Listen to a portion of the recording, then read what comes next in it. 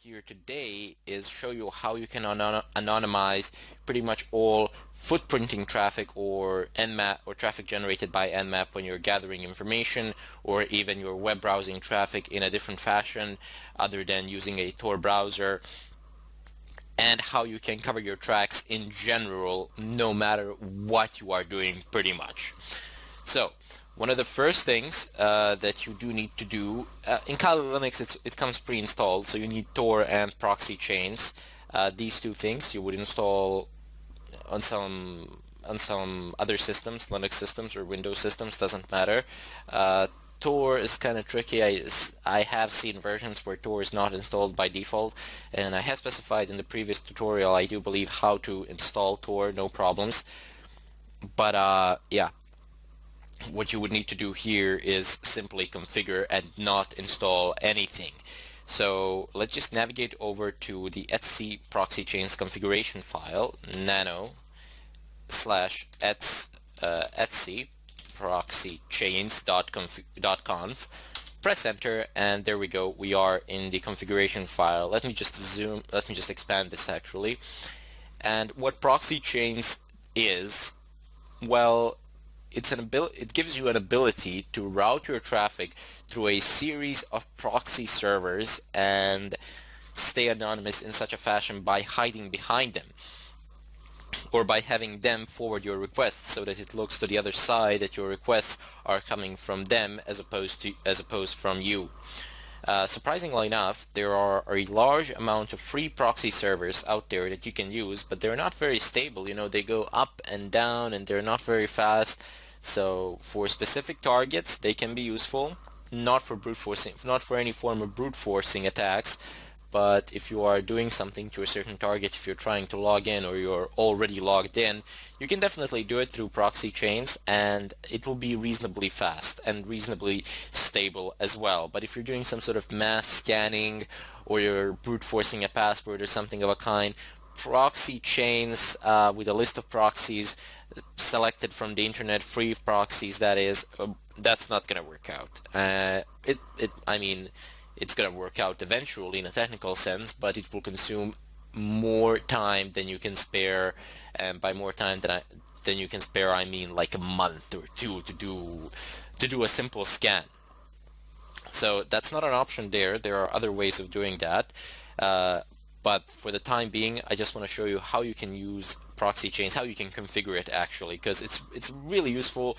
I use it fairly often, a lot of people do, and it's a fantastic piece of software. So first off, you have types of proxies here which you can use.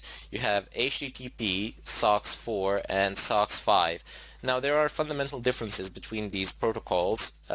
You always want to find yourselves a SOX5 proxy, as that is the best possible one that has the ability to anonymize all sorts of traffic. HTTP, well, as the name itself says, it's for HTTP traffic, and SOX4 is very similar to SOX5, but it does not support IPv6 protocol, and it does not support UDP protocol. So this can be, SOX4 can be rather problematic. You always want to make sure that you're using SOX5 wherever and however. Anyway, down below you have these options which we will go over. So basically how you enable these options, you don't need to type in some complex lines of code or anything of a kind. Basically just delete the hash, and that's it. Save the file, the option is enabled. This hash presents a commented outline, meaning that the system reading this file will ignore it if there is a hash. If there isn't a hash, it will take it into consideration and interpret it accordingly. Anyway, what we have here are statements which allow us to specify how we want our traffic to be routed. So first off, we have dynamic chain. Dynamic chain is an option which you will find people using the most. It is most commonly used option, a preferable one, and honestly I think it's the best one, primarily because it's the most stable one. And here's why. Suppose you have A, B, C, D proxies, so those are some servers with IP addresses with open ports, and If you have a strict chain policy like we have here, you will only be able to access any site on the internet in general by going through A, B, C, D. So you have to go through all of them, and you have to go through in that specific order, A, B, C, D. And that's not always a good thing. I mean, if you're paying for 5 proxies, that's not a problem because they will always be operational, they will always be up, and why not? That's not a bad option there at all. However, most people use free proxies and they don't tend to pay for them. Why would you pay for 5, 10 proxies for a simple scan or something of a kind? They're not free, they cost money. They're not that expensive either, but still, I mean, the act of paying itself identifies you, and it kind of diminishes the amount of anonymity you have on the net. There are some complex payment methods which you can use to anonymize yourself, but still, it's far simpler to simply go ahead and use dynamic chains. So I'm just going to go ahead and uncomment, and I'm going to uncomment this line.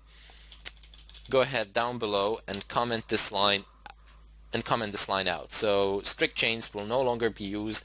I will be using dynamic chains. One more thing to note here is that if you want to use proxy chains in combination with Tor, so if you want to route all of your traffic through the Tor network, not just the web traffic, you must enable dynamic chains. I mean, there is a chance that it will work with strict chains, but due to the instability of Tor nodes, it is highly unlikely. You will need dynamic chains, and that is why I am using them today.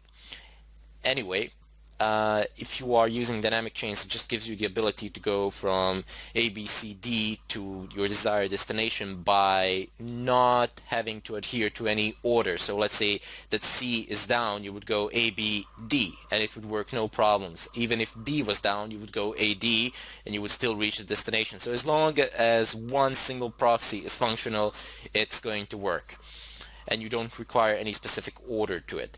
Down below you have a random chain. Now random chains are in effect basically the same thing as resetting your services. I mean, if you're resetting your Tor, you will be assigned a new IP address. I mean, Tor assigns you a new IP address every 10 minutes or so anyway, but with the random chain you can specify a list of IPs, and then you can tell your computer, okay, I want you to connect to this point, and every time you connect, every time you transmit a packet, I want you to use a different proxy. You can do that as well. That's one of the options, definitely. You can say, okay, go use this one 5 times and then change it to another one or something of a kind. There are a lot of options to specify there. Primarily the chain length. Anyway, if we go ahead down below, there's the quiet mode. You don't really need that. Proxy DNS requests. No leak from DNS data. This is very important. You cannot have any DNS leaks. Let me explain to you what DNS leaks are. Even though somebody cannot get your particular IP address, they can get the IP address of the DNS server that you are using. What DNS servers do is resolve domains to IP addresses and vice versa. So for example, if you typed in, I don't know, youtube.com, the DNS server of your local ISP provider will resolve that into some sort of an IP address that the YouTube has, and it will make a request, no problems. You do not want that happening because your local DNS server will be discovered, and that information can be used in order to figure out your personal IP address, and then when that is done, your physical location is pretty much compromised. So that's a no-go. You definitely need proxy DNS here. It might slow you down a bit, but without it, you're practically not anonymous. It's just a matter of time before somebody finds you. If you go down below, we have some other options here, but we're not really interested in them at the moment. What we got here are formats for entering proxies, and I'm gonna leave it at that, and then we'll